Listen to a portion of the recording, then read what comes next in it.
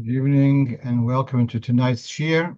Today is Thursday of Parshas Devorim, Beis Chodesh Av.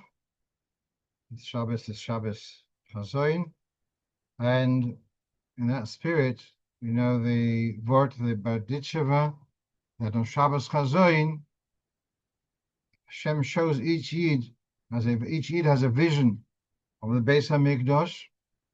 And in that vein, the Rebbe is now 50 years since in Topshin Lamed Vav, when the Rebbe launched a program of learning, especially in the Bein HaMetzorim, in these 3 weeks, to learn about the Beis HaMikdosh.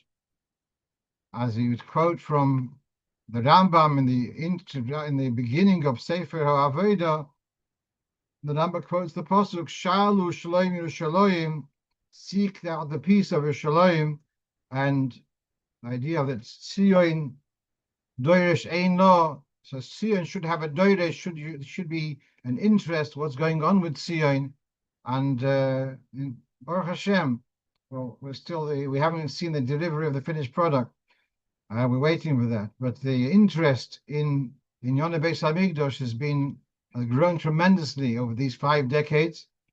And so the original program of the Rebbe was 3 main limudim. One is, the Rambam, Beis HaBechira, also Mishnayos in Maseches Midas, and then also Yechezkel. So Yechezkel is in chapters Mem through Mem Gimel approximately. And Yechezkel talks about, he has a vision. He's in the times of between the destruction of the first Beis HaMikdosh and the building of the second Beis HaMikdosh, and he has a vision, and he has a guided tour of the Beis HaMikdosh, and he was told to record this and to share this. So we have the Beis HaMikdosh Hashlishi, which is described in Yechezkel. It's not adequately clear. As the Rambam says, when they came to build the second Beis HaMikdosh, they had the Sefer Yechezkel, but they didn't understand it adequately. And therefore, the things which they understood, they incorporated. And other things which they didn't fully understand, they didn't incorporate. So one of the things that they did incorporate was the expansion of the Mizbeach, which until then was 28 amas square. They expanded it by another 4 amas on either side, and I'm like an L shape, and it became 32 by 32. This is one of the things which we introduced in Bayis Sheni based upon Yechezkel, but something they didn't understand. So we're looking at something which is a bit difficult.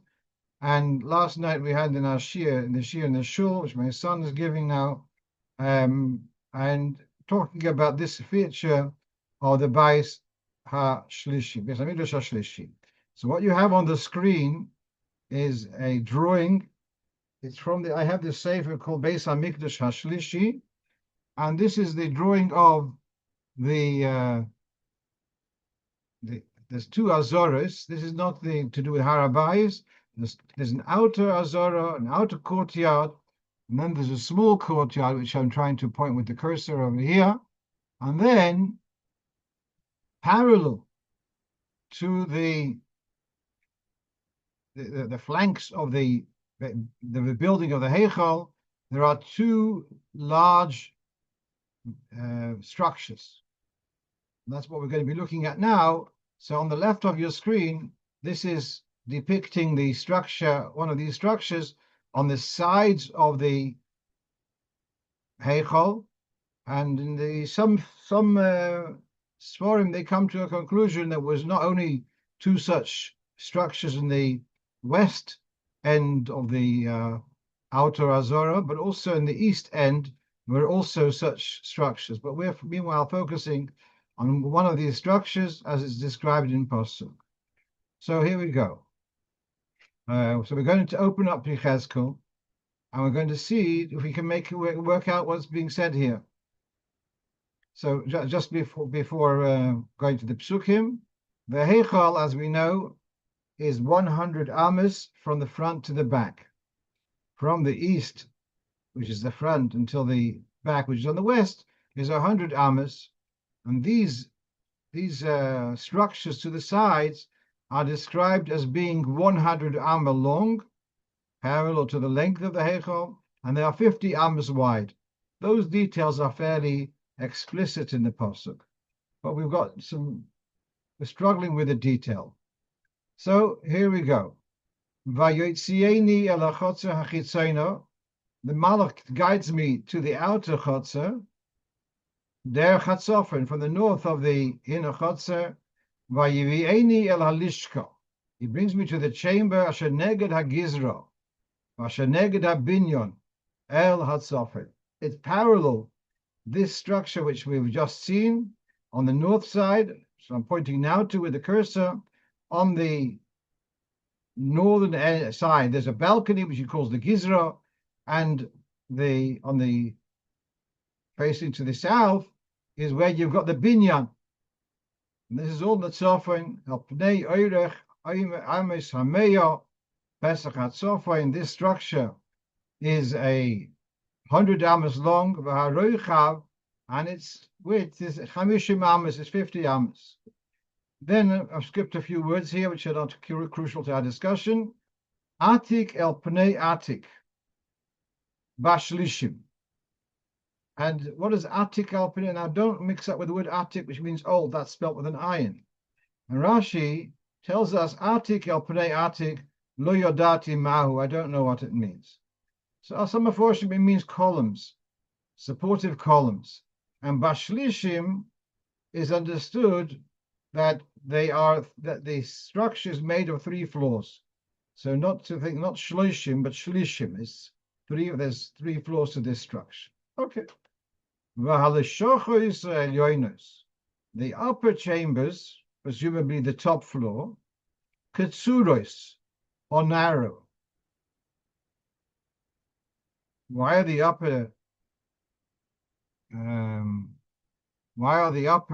chambers ketsuros? Why are they narrow? You know why? Ki yuchlu atikim meheno. Because the columns, supportive columns, are eating away. Mehatachtoinus umatichoinus binyan. They're part of the structure of the lower 2 floors, and therefore the top floor is narrower. And that's a mystery. What does it mean? The top floor is narrower because you've got supportive columns on the lower 2 floors. Kimu shaloshes heino. You could read that it means 3 floors.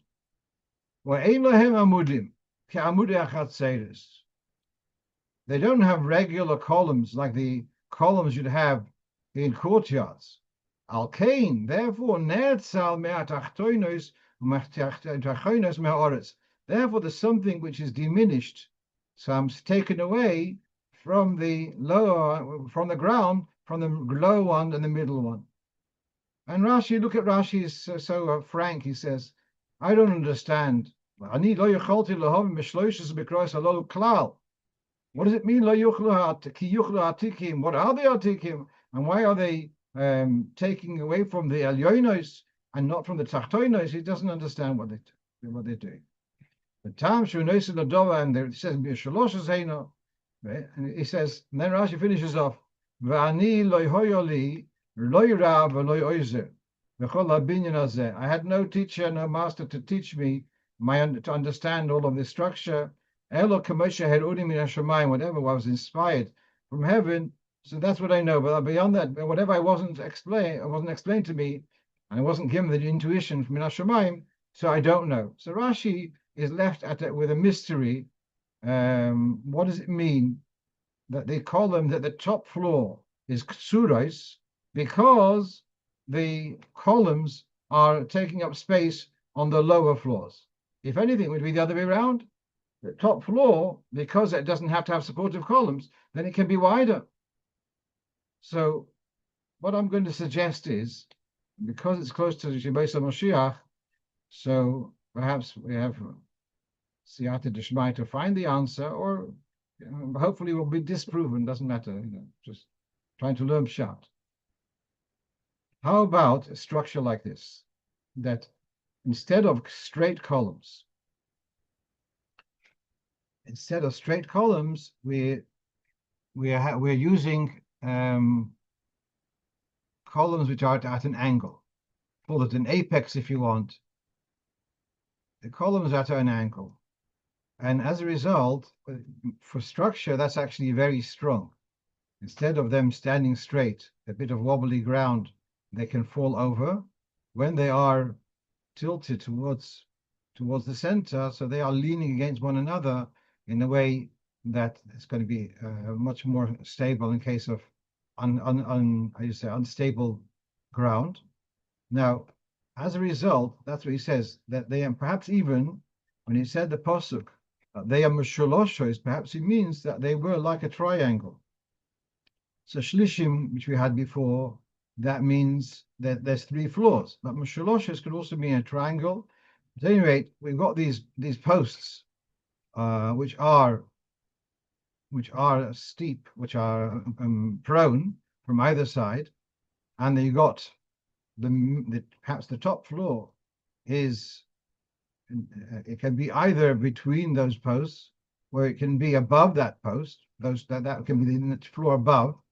But what this structure means, that the lower 2 floors are diminished. The space is diminished because of the columns, whereas the top floor isn't diminished. So that's my suggestion of what this means. Just going to try to take away those marks. Just a second. Where's the tools? I always forget where it is.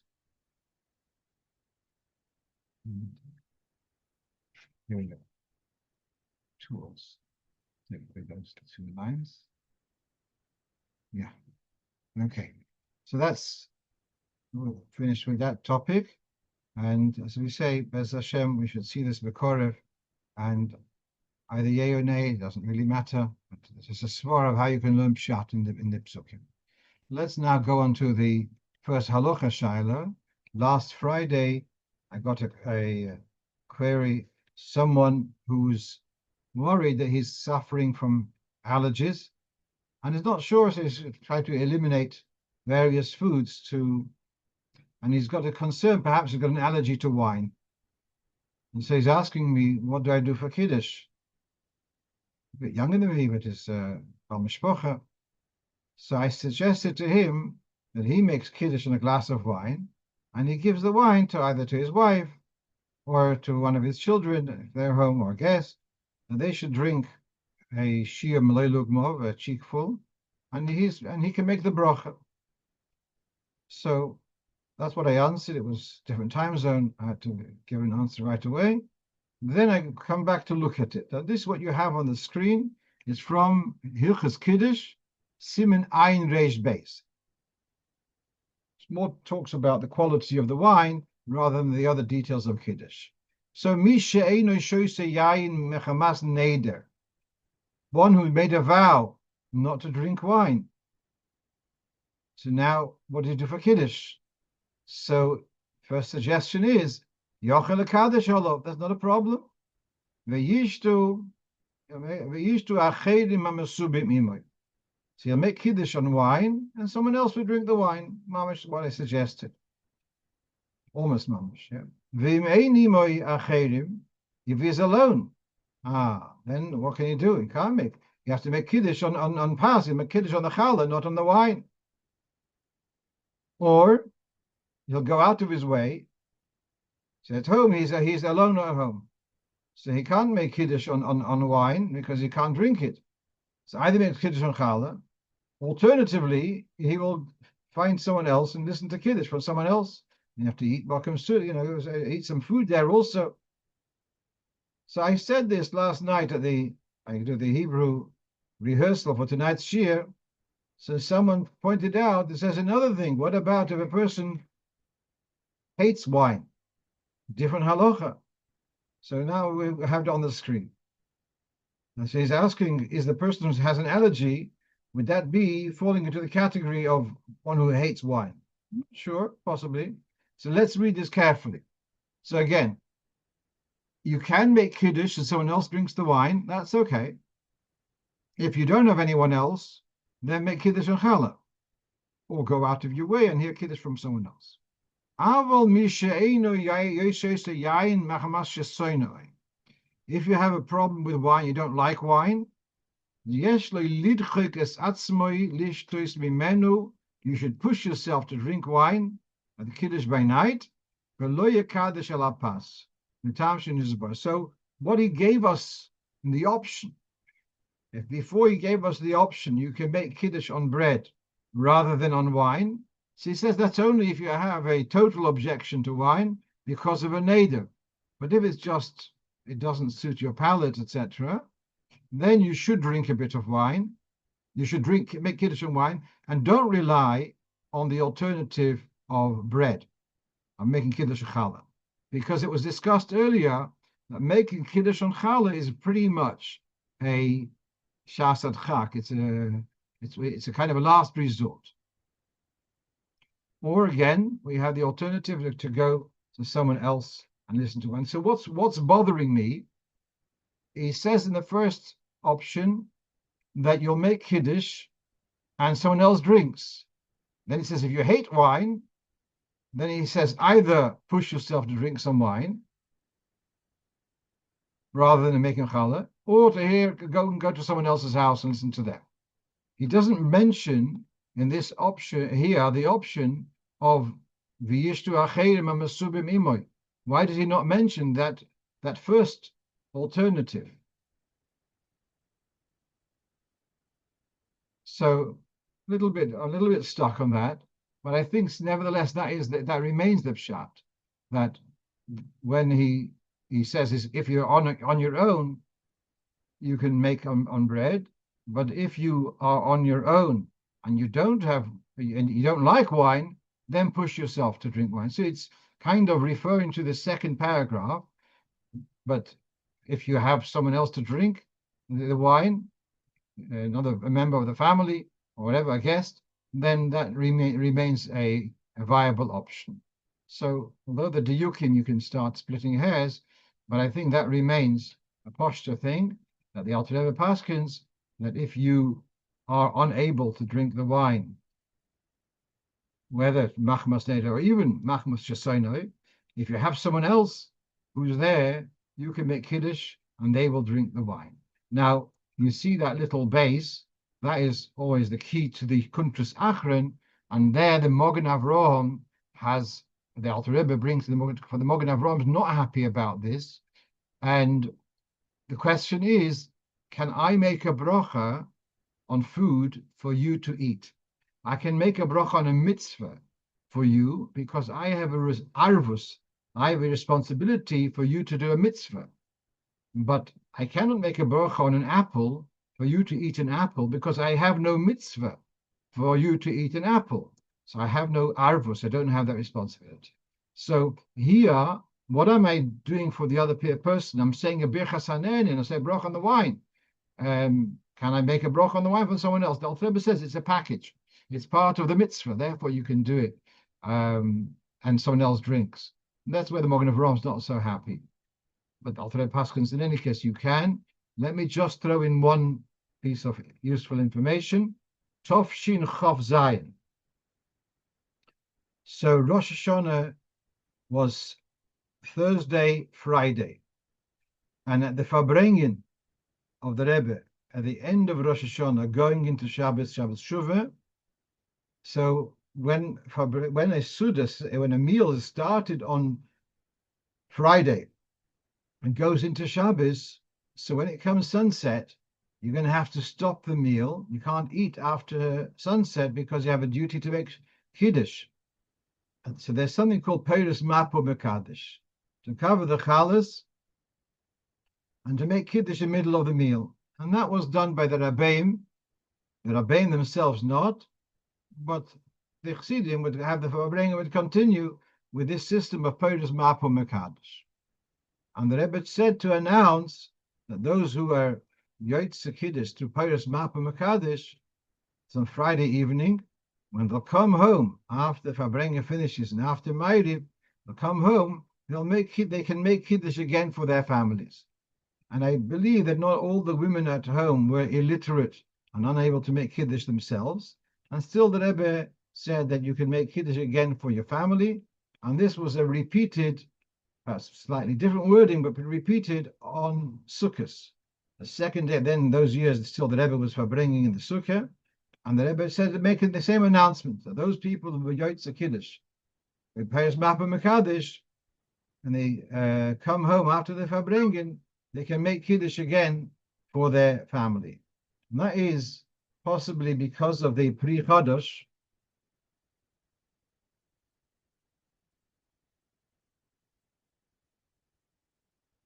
because the Pri Chodosh is of the opinion that you can make a bracha for someone even if they are capable of making their own bracha. So again, generally we paskin that you can only make a bracha for a mitzvah for someone else of arvus. If that person can't manage on his own, then you do the bracha for them. But if they can make the bracha on their own, then let them address their duties. Chodesh says you can do it in any case. So possibly the Rebbe is relying on that. I don't know. Just a useful piece of information that there's that flexibility of making Kiddush again for your family, and evidently even if they are capable of making Kiddush themselves. Let's move on to the next thing. Now this is, we had a case, well, I was Bal Koire, and we called up a Levi, and the Levi was in the middle of Shmoine Esrei. So happily there was another Levi nearby, and we called him over, and wasn't sure whether you call him over with his name, with it when you have a replacement. So the primary honoree is not there, so you give the honor to another person. Do you give it with the name or without the name? So I was a little bit unclear, and I said it's time to refresh this one. And so here you have on the screen from the Sefer Shari Efrai, which is the classic Sefer on Kriyas HaTorah. This is in Perek Aleph, and he says the following: if the Chazan is another word for the Gaber.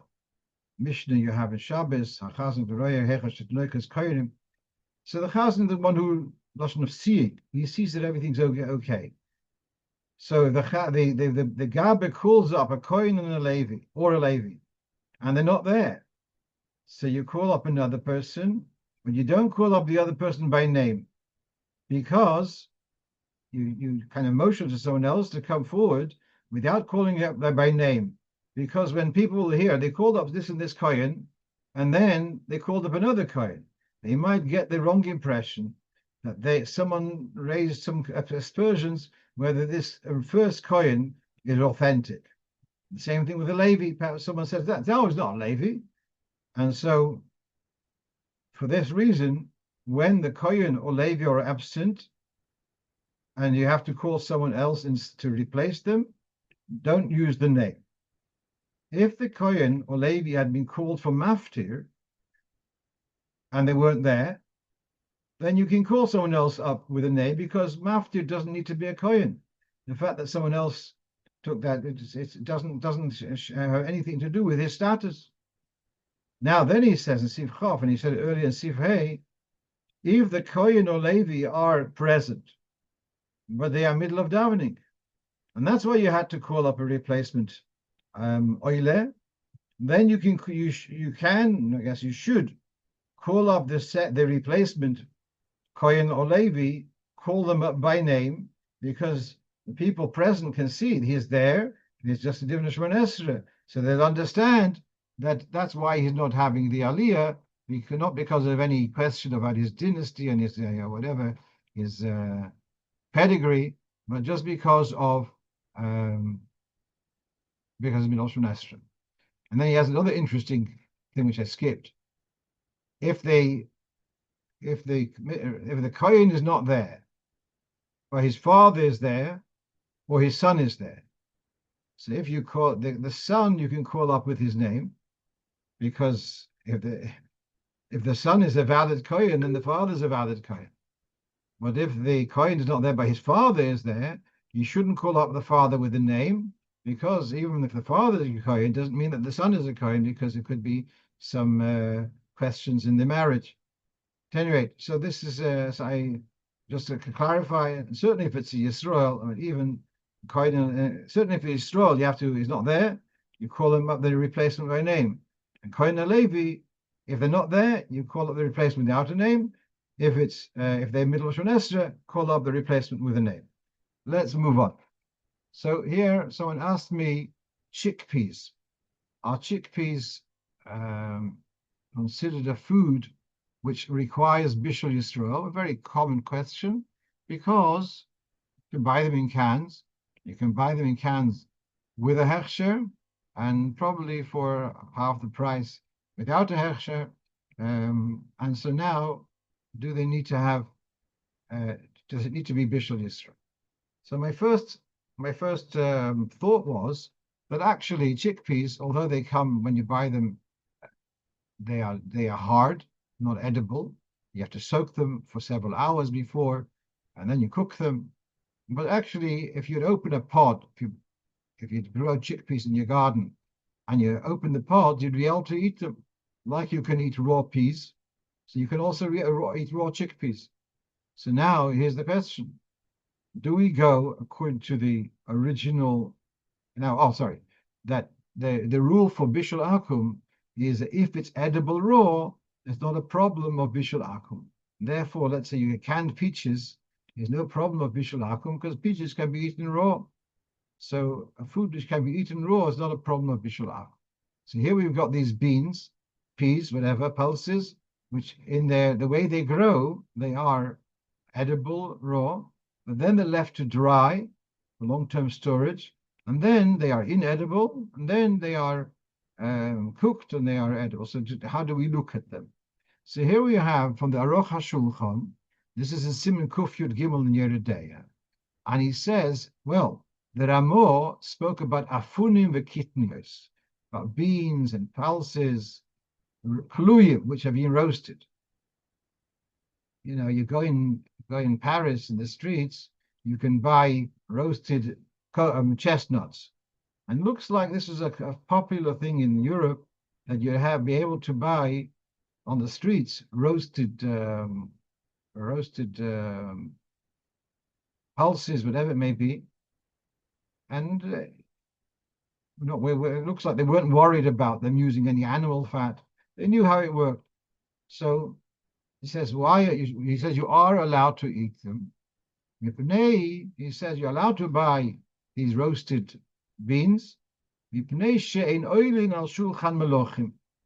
it's not the kind of thing you wouldn't serve roasted beans at a fancy banquet. Hello? Why do you have to come onto that reason? But those beans, when they were fresh, you could eat them. We learn from this that a thing that, even though the Be'esim is Basha, means when it ripens, you can eat it raw, as in the case of beans and peas, etc.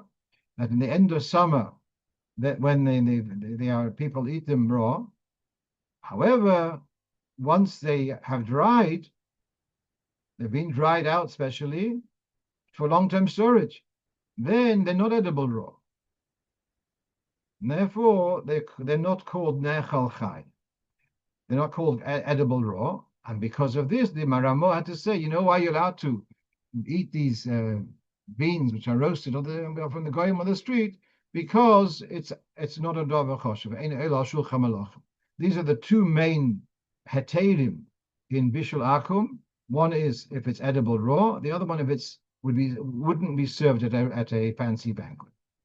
So here we're seeing a very interesting that a food which is edible raw, but then it's later wouldn't be eaten raw, only cooked, and it would be then you'd have a problem of Bishul Akum. So now, this is very interesting. He talks about ribin u'merin.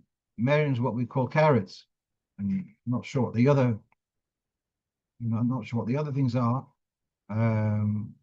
So he says there's a problem. He sees that carrots are an issue of Bishul Akum because, well, it could be nowadays things are different because people do eat carrots raw. It's very, very popular, so things can change.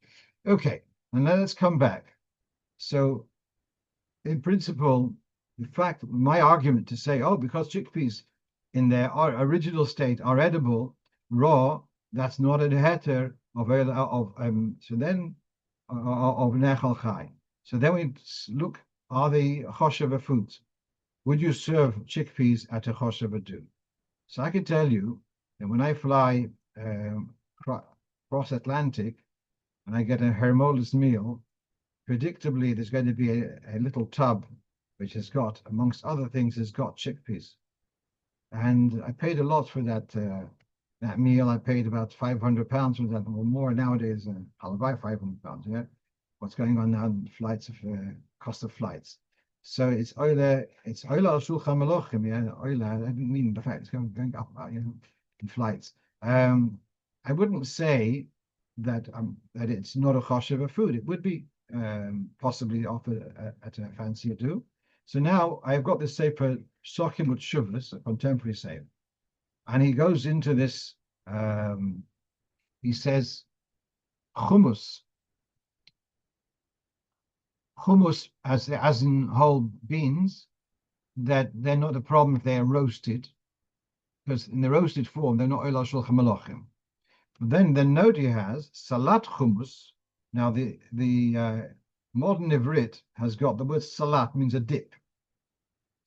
So we know that a salad is a mixture of vegetables, etc. They call salat as any dip. Salat hummus, a vegetable dip, which is made from roasted and then crushed hummus beans. Then that would be also, because it's oila shulchan melochim. It's quite common. At a fancier do, you'll have a dish with hummus to dip in your bread, etc., and that makes it. It has to be Bishul Yisroel. What about the cooked beans, as in the chickpeas? He says nechel kohaposkim, and depends where and when, if it is indeed oila shulchan melochim. So, as I say, my inclination is more that it is oila shulchan melochim. Now, just before people go away with it, it's absolutely also to have canned chickpeas without a Bishul Yisroel. I just want to add that my late Rebbe of Henoch Padve, Zechrein Lebrocha, was the Rov here in London, and he published, actually this is in his Sefer Cheshev Ha'efed, we're going back 60 years ago, and canned beetroot, etc. And he was mekel. It's not a problem of Bishul. One of the things is why is canned foods are not cooked in a regular way. So the halacha is that smoked fish, for example, is not a problem. Mamushon is not included in Bishul. What about steamed? So this is a debate whether steamed is the same as smoked, or steamed is like cooked. And then it goes a bit further. Stuff in the cans is cooked by steam. So, it's steamed? No, it's cooked. It's actually cooked. It's cooked, but heated by steam. So it's not a clear hat. But then he throws in another hat, and that is that when it comes to bread, we have a clear difference between bread made by a private individual, and that's called pas nochri, and then we have bread produced by a baker, a commercial production, and that's called pas palter. And the halacha is that certainly when pas Yisroel is not readily available, so then you're allowed to buy bread. Of course, the ingredients are perfectly kosher. You're allowed to buy bread from a goyish baker. I must say that Chassidim generally didn't go for this. And when I was in Benoit, in Yeshiva, someone would go every morning to light the fire in the local Franprix bakery. So it should be pas Yisroel. But where this wasn't possible, people would rely on the French baguette. That kind of bread is just made flour and water. No question of the grease for the ovens or anything, for the tins. So minadin, there is a heta for pas palter. So Rav Padve he brings one of the Rishonim, the Dayan Levi, who says the same distinction between a private individual who bakes bread and a commercially baked bread. The same thing will come to cooking. We're going to differentiate between bishul of a balabos and a bishul of a palter. So generally that's not accepted, but he brought that as another factor to allow use of canned vegetables. So generally, if people ask me, canned vegetables, do they need to be Bishul Yisroel? I would say it's certainly more mahuder that they should be Bishul Yisroel. Is there room to be makel? If it's not available to get Bishul Yisroel, then there's room to be makel. Yes. All right. So much for the chickpeas. Let's move on. So here, someone asked me this week about the singing of the congregation along with the Chazan when it comes to Hu Elokeinu and about when it comes to Atta V'chartonu. Now, is it right or is it wrong? Is it proper or improper? So I said the first thing is it was done by the Rebbe, therefore it's proper. And then we have to work out why. But that's the first thing. The Rebbe would encourage it. But the Rebbe was a seder, when it came to singing, it was only taken further if the Rebbe would be motioning with his hands. That was for Adas Ramuna and so on. The Rebbe would be motioning with his hands, so to encourage. And it looks like, I can say the Rebbe saw the need. I remember going back as a bocher, certainly as a child, we didn't sing the Chodoidi. Chodoidi was chanted. And then it became, by the Rebbe, it became a style of singing, and the Rebbe encouraged it. And so now Chabad Kivat, you don't hear Chodoidi just chant. It's always a song, yeah. Which songs? I don't know, whatever. But so now, first of all, what we have, is it appropriate? Bechal the singing in shul. So we have here, this is Simon Tov Kuf Samach, all the stuff about Yechezkel Churban, and then he says, the Shulchan Aruch says, Vanogu Kol Yisroel, to sing Divrei Tishbocha is to sing praises to Hashem, and along with wine, also a chasana. And then Mr. Brewer adds, Ach bebeis hakneses largolim mitzvah lazamer. It's a thing good to be to encourage on Yom Tov, and that Tzibur will sing in the davening. So that's a good thing. So now we're coming back to the questions about Atta V'chartonu and Hu Elokeinu. So really, Dafka here, I have less problem. I don't have a problem with this. At one point, I sent out the list of questions. I have a friend who's a dedicated expert in Nusach Ashkenaz. And he said when he was a bochi, he learned in the yeshiva of Rav Hutner, and Rav Hutner wouldn't allow them to sing even Keil Odin, because they went to hear the Chazan. If you remember, also going back 40 years ago, Keil Odin was also said responsively. The Chazan said a section, the Tzibur said back and forth. When it started, we started singing, which just everyone sings it together. Fine. So I don't have a problem to sing Atta V'chartonu together with the Chazan, because what's the Chazan? He has to be moitzi me. But if I'm singing it, so that's not a problem. The problem might be that some people who can't hear the Chazan and they can't sing along. That's where you could raise the question: how important is it for the tzibur to hear Atta V'chartonu? And the same thing, you could ask the question for Hu Elokeinu. But again, the tzibur has already said Hu Elokeinu. So the Chazan sing Hu Elokeinu, and everyone is singing the song without the words. But they've already said the words, so it's not. I don't see the concern if the tzibur sing along, and even if you can't do the Chazan. Well, where I do have a problem is when it comes to Moedim D'Rabbanon, and this is. Chazan says Moedim Anachnu, and everybody starts saying Moedim Anachnu with different nusach, with Baruch Elai Doyos. So nobody can hear the Chazan because everyone's saying Moedim D'Rabbanon. Ad kedekach that in many minhagim that the Chazan doesn't even say it loud when he wakes up. Until then, he pushes this quiet, and perhaps it's the same thing. It comes Friday night. So Morgan Ovis, and so the Chazan's finished off Shemaim Ba'aretz, and everyone starts saying Morgan Ovis, and the Chazan, so you can't hear the Chazan. So Chazan's like Kela Yidois Adin Hasholem. Why did he start there? Perhaps because by Moedim we start over there with Moedim, so he also goes with Kela Yidois. I don't know why, but actually by the Rebbe that wasn't the Seder. By the Rebbe said Mogen Ovis aloud from beginning to end. The tzibur would say it perhaps quietly, but the Rebbe said it aloud. As far as I remember, he didn't stop. He said Shemayim v'Oretz, and then said Mogen Ovis straight, patiently, and he wanted to say it quietly. And actually, about Moedim, the Rebbe does mention Sefer Minhagim, that it's wrong that the Chazan just starts aloud from Atta V'chartonu. You should say the whole thing aloud, either tzibur or saying. So that's where we have more of a problem. Now the tzibur are saying things, and you can't hear the Chazan, and he should be heard. The only, perhaps by Moedim, you could say that tzibur are saying the same concept. This is Moedim, and this is Moedim. Since we're just to finish off on this topic about the singing, in my siddur I have this note about in Hallel. So the way it's meant to be said is the Chazan says and the Tzibur respond Chazan says Yom Yisroel, and Tzibur respond it's meant to be said responsively. And sometimes the Chazan chooses a niggin, and everyone gets carried away with the niggin, and it's so exciting, and you can't even hear a word of the Chazan.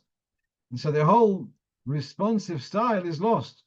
Which so some people say that the Rebbe wasn't happy about it with the singing, and some people say that the Rebbe encouraged the singing, and yours truly suggests that it depends which type of niggin. If it's a kind of niggin which can allow a pause, and then the Chazan says that piece aloud, and then between then you sing it. That's okay. If it's a kind of niggin which completely drowns out the Chazan, so then you've missed out this part of the various features in Hallel, and this part is where it should be said responsively. So one should make a point of being able to hear the Chazan. In a smaller minyan, where and the elder people, probably it's the least not a big problem. When you had a bigger crowd or a younger crowd who are joining in the singing, that can be an issue. So you have to work it out. Okay, let's move on. So here's the following question. How important is it to say Kaddish after each of the Sforim in Tehillim? So what we have on the screen is from the Hayom Yom, Rov of Kislev. And it talks about the Shabbos Mevorchim Tehillim. At early morning on Shabbos Mevorchim, come together to say Tehillim, and then to learn a Maimar Chassidus for an hour afterwards, and then to daven. Then it talks about the time of the Fabrengen, and the last paragraph says after the entire Tehillim, Chadash Yosem, and if there's a shiur, a yortzeit, or an oval, or Rachmon litzlan, then to say Chadash Yosem after each sefer. So this is known stuff. The question here is that in a particular shul, there's someone who says in Kaddish, not for a parent, but for a relative who doesn't have someone else to say Kaddish. So he's saying Kaddish. So he's coming to Tehillim, and he's saying Kaddish after each sefer. Now, those who really work to the minute, so saying Kaddish after each sefer slows down the process by about 5 minutes. And those 5 minutes means that davening starts 5 minutes later. So some people are very on the ball with this. And he says, why is he saying Kaddish? I don't have to have Kaddish every time. It's not technically a shiur. So this was his question. So just a little bit of history. How did this whole Tehillim Shabbos Mevorchim come in? So apparently there was a Chassid, Chaim David Lane. So his grandson, named after him, who davens in 770 Montgomery, will always show you, this is a letter to his Zayda, and where the Frierdiker Rebbe thanks him for this idea of Tehillim b'Shabbos Mevorchim. And it was like this, as far as I heard, this is not in the letter, the Chernobyl Chassidim, Skvera, etc., they say Tehillim every Shabbos. Every Shabbos morning they say the whole Tehillim. And he was a little bit perhaps jealous. This is around Third Beis. And he wanted at least this once a month we should also have this minhag, and the Frierdiker Rebbe accepted this. But there's one very significant difference, that by the Chernobyl Chassidim, everyone does it at their own pace. And the Frierdiker Rebbe insisted, no, it has to be with the tzibur, with Kadeshim and everything. what's the reason? It's not my business. What was the reason? But that was the takana, possibly that to galvanize it, it's going to happen. So by having to have a minyan, sorry, by instituting Kaddish, that means you have to have a minyan. That means people have to come on time. So when there's a chiyuv, this is in I'm sure in America, but in England for sure, people will do anything to make a minyan for a Kaddish. They feel very, very important. They won't come to shul summer say, Kaddish, yes, I'm going to. So there's a certain kind of, which is a beautiful thing, that people, if someone has a chiyuv, they'll help out. So if they know that there's a chiyuv of saying Kaddish, so then they will make that business to be on Tilim on time, so the Kaddish can be said. So I'm just seeing this as a strategy for the upkeep of this minig of saying Tilim is the Kaddish Zok.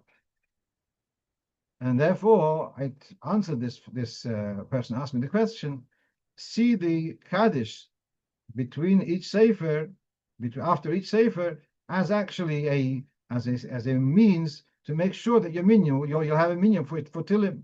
It's not so easy for people to come an hour and a half, 2 hours early. It's going to take 5 minutes. Okay, so if there's so factor in, let's start Tilim 5 minutes earlier, and then you'll have everyone should be happy. Bez Hashem. Okay, so that was my response to him about this Tilim Shabbos Bevorchim, about saying Kadeshim. I see there's a number of points in the chat. My brother is saying that in Brunois, the fire was lit once a week by Yid, and that was because it stayed on a whole week. You didn't need to light it each time. Thank you.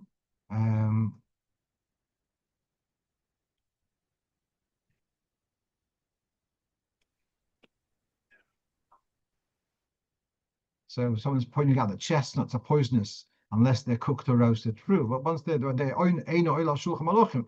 why it's okay. There is a minhag, he writes, for the Shliach Tzibur only says the first three words, I guess, avoidim, waits, and then it says the rest aloud. Okay, let's move on. So what's our next question? You go with Tzoim and you stop a Yid, and amazing, he puts on tefillin. He asks to put on tefillin, is ready to put on tefillin, and you say Shema with him. Shema happens to be part of Torah. Do you also have to say with him Birchas HaTorah? For that matter, I've heard this question from Shluchim. They're giving a shiur. Do they have to start making Birchas HaTorah? Gentlemen and ladies and gentlemen, whatever. Let's make Birchas HaTorah before we start the shiur. I don't know how often that happens. But okay. So here's the question. A person puts on tefillin. Do you have to say Birchas, and what's the Shema? Do you have to say Birchas HaTorah? So now let's see. This is Shulchan Aruch Siman Mem Zayin. Here is, if you didn't say Birchas HaTorah in the morning, and you said Avas Olam. Now Avas Olam, if you think about the words, it's celebrating the fact that we have the Torah. So Avas Olam can substitute for Birchas HaTorah. Now there's one caveat. Im lomad miyad b'li efs.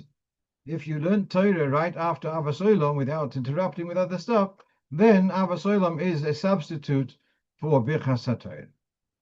Then in Sif Ches, the Bachaber says, Yesh li istapek, there's a question whether Kriyas Shema, which is said right after Avas Olam, whether that qualifies as Limud Torah. Because you could say, as the Mishnah Berurah says, you could say that Kriyas Shema is more like a tefillah. You're not saying Kriyas Shema because you're learning, you're saying it because of the mitzvah. And therefore, there's a question.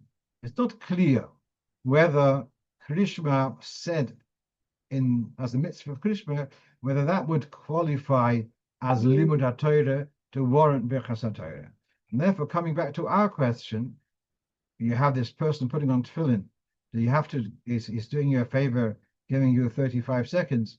Do you have to also schlep him for another couple of minutes to say Birchas HaTorah?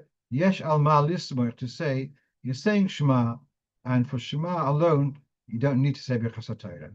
The Mivtzoim cards, which they have for putting on tefillin with people, generally do not have birchas Torah. I have seen some who do have, but that's more the minority. Generally, these cards are made just with Shema, Til V'Sharecha, or whatever.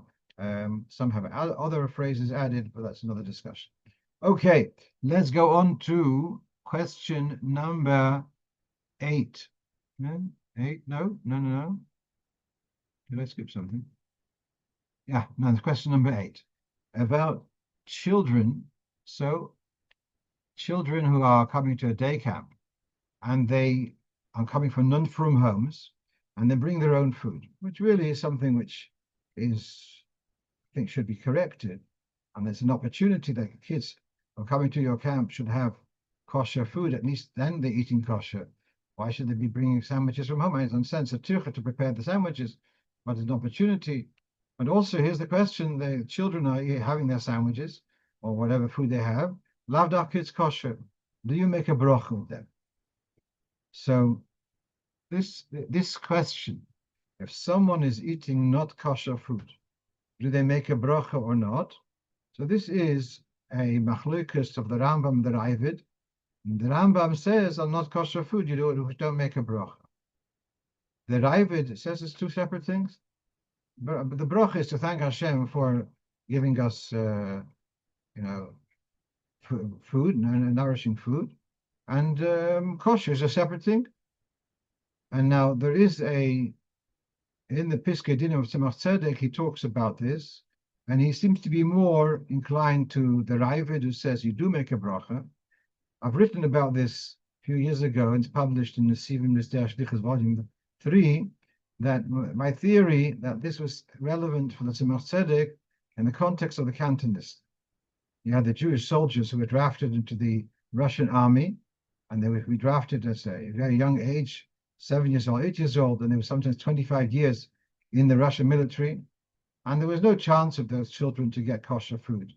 And to say that they can live those 25 years without, just on vegetables, it probably wasn't something realistic. And so to say that they can't make a bracha, so then that's that little bit of Yiddishkeit. They're also losing. And so Tzemach Tzedek has noted that they can say a bracha, and that's what I also said, that you don't know what the kids are having their sandwiches. But even in the event that it's taka not kosher food, and they're under bar mitzvah in any case, so to encourage them to say brachas regardless.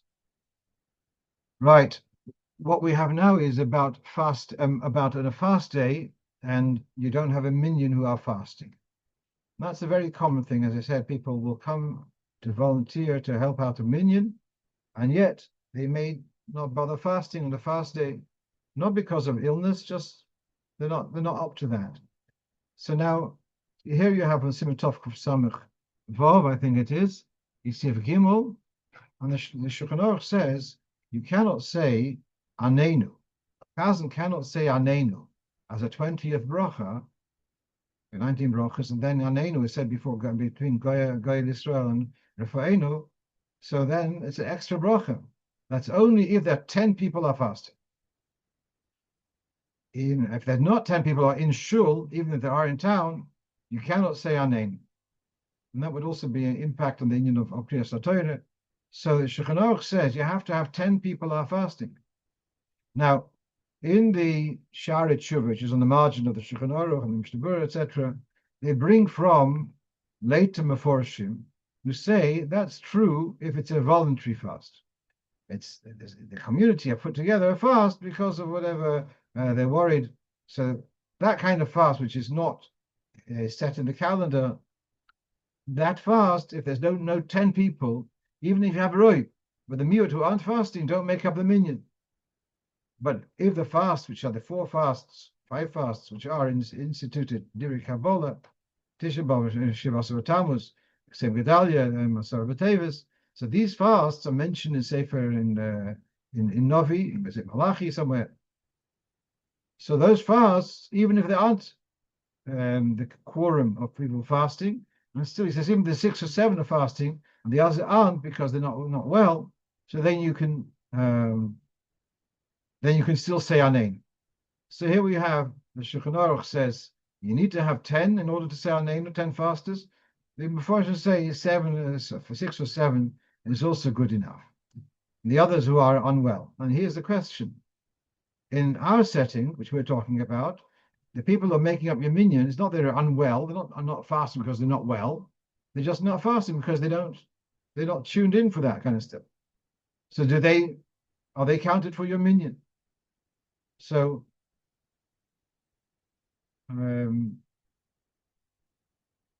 there's a Sefer Tzitz Eliezer, and it looks like an Eretz Yisrael going back 50 years ago. This, what I'm describing, was a common thing.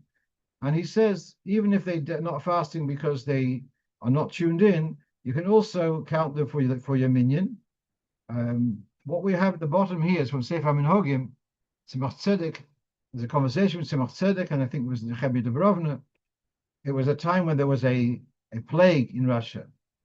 And the Rebbe Tzemach Tzedek writes to his son, who is Rebbe Sol Noach in Yezhin, tells him he mustn't fast. Tisha B'Av, he mustn't fast. And talks about what about Anenu and what about and Kriyas HaTorah.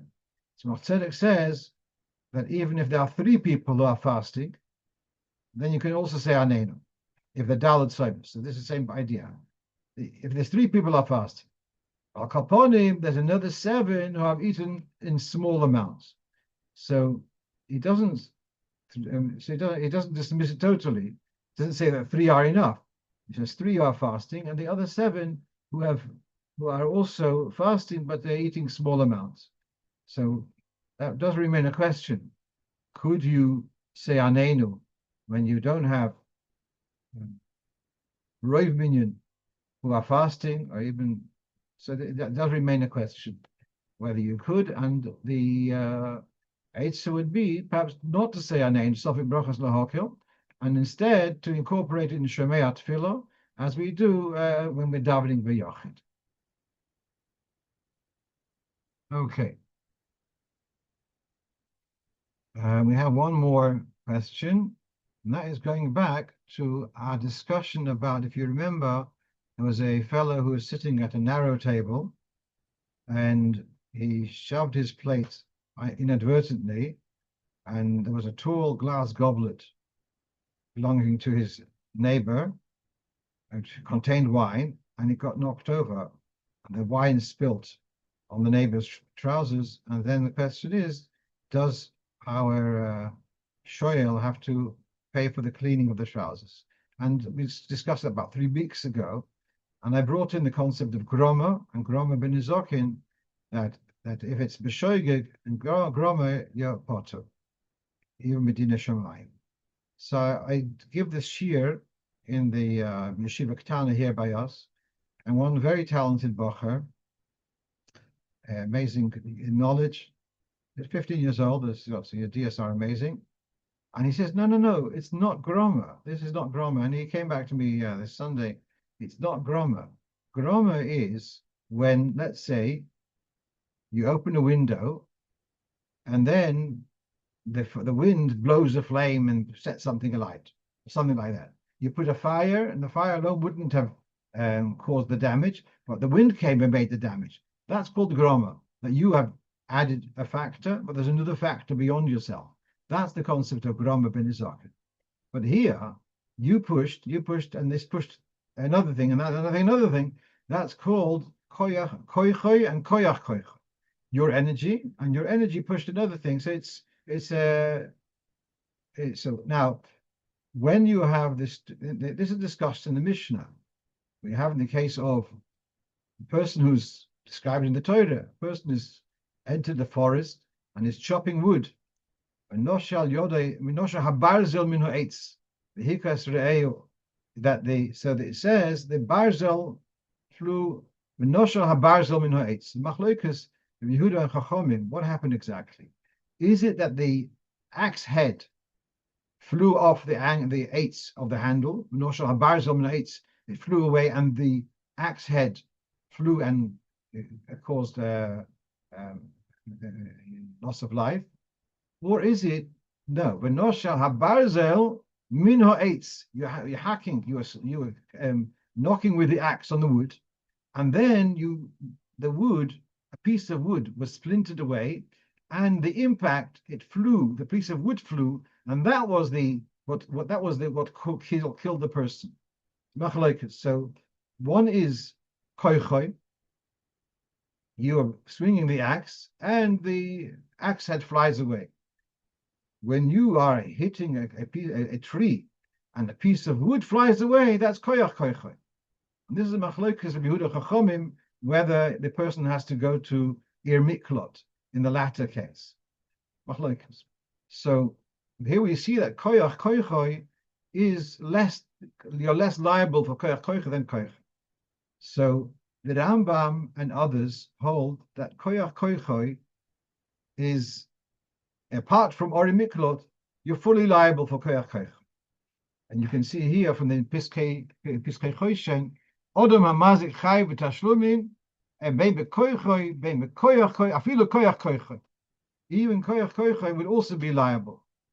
So that is the shita of the Rambam, that koyach koichoi, and therefore you push the plate, and the plate pushed the goblet, and the goblet is spilt. You can call that koyach koichoi, but you could, according to the Rambam, you're still liable.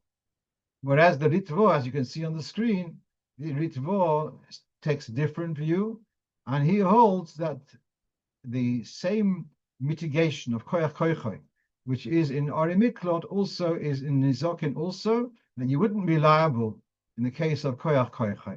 So really, bottom line remains that koyach koichoi is a machlokes rishonim, whether you are liable or not, and therefore, yeah, it would be more correct to offer to pay for the cleaning. If you don't, you can always rely on Rov of Anash, Kimli Kiharitvo, the koyach koichoi Yepoter. So there is something to rely upon. I'm just really happy to share this with you.